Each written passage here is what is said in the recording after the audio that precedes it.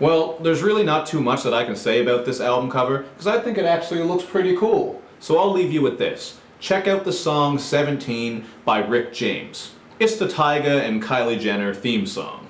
What's up, everybody? It's Luke James, not the singer. If you're an indie artist looking for an album review and some promo, you can hit up Luke at redmattersite.com.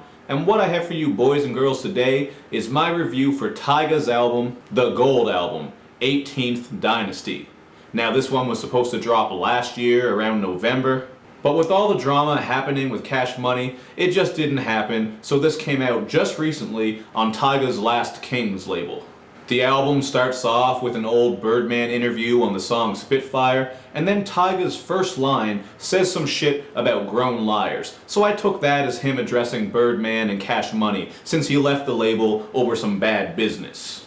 The synth production on this is cool, but nothing overly special, and the same can be said about the single verse, and that's the reason that I'm not a big Tyga fan. His flow and delivery are alright, I think he sounds alright at times. But lyrically, he doesn't get into a lot of interesting content, and that'd be okay if he had some interesting lines about the basic shit that he spits about, but he doesn't even do that really. He just keeps it pretty simple and basic.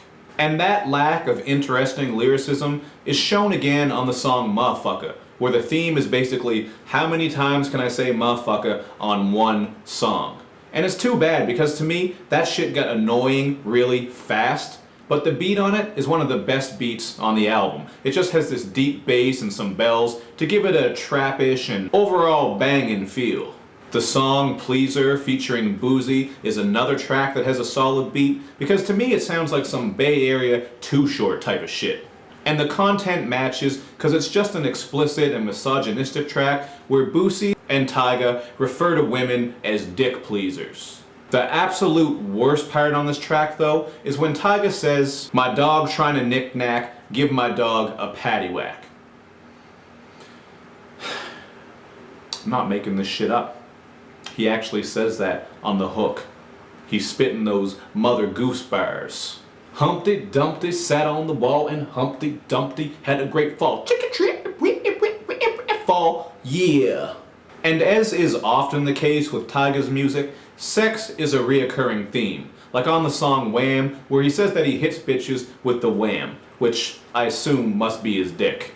And not the old 80s band who did that track, Wake Me Up Before You Go-Go.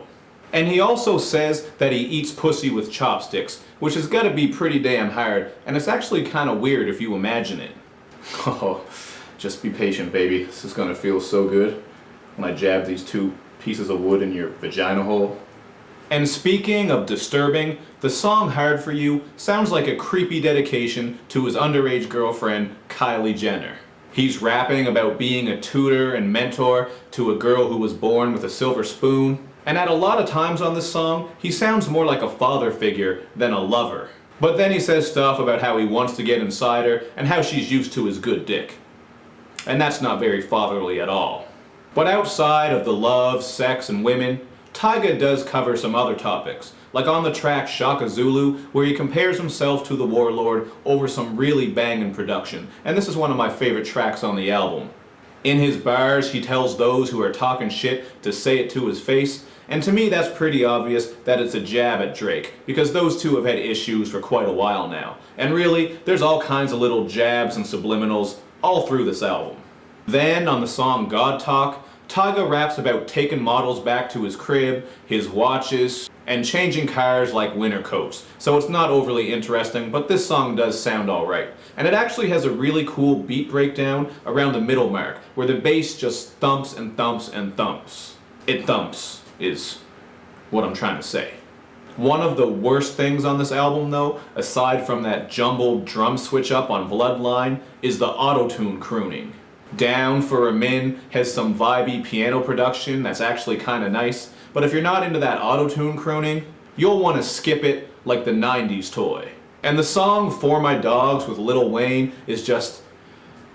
I don't even know what this mess of a song is supposed to be. It starts off sounding like some 80s new wave type of shit, and then Lil Wayne is doing his awful, terrible, brutal, croaking, auto-tune singing bullshit on the hook. So of course Tyga joins in and says, "Hey, I like auto-tune too, so let me do a sing-songy flow in auto-tune. This is gonna be awesome." No, it wasn't awesome. It's not awesome at all. Now, if I'm being honest, which I always am with these album reviews, whether you agree with them or not, I can understand why some people might like this album. Tyga's flow and delivery are cool, and some of the production is on point, like on the track Hollywood Niggas, which is really West Coast and gangsta. But all of that together just isn't enough to make this into a very good album, in my opinion.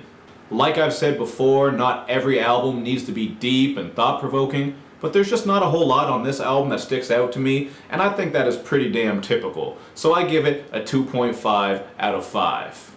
I could see some people having fun with this in a car, club, or party setting, but if you're not a fan of Tyga by now, I really doubt that this is going to make you a fan. But if you are a Tyga fan, I think you'll be alright with this. But that's just what I thought about it. Hit me up in the comments section to let me know what you boys and girls think. And as usual, do all that other good YouTube and social media stuff, where you like my videos, you share them, you follow me on Twitter, you retweet the videos, and you especially subscribe to my channel. Thank you for watching, everybody. I got a King Los review coming up, so you don't have to ask, and a Vince Staples review coming up, so you don't have to ask. Thanks again, everybody. I'll see you next time.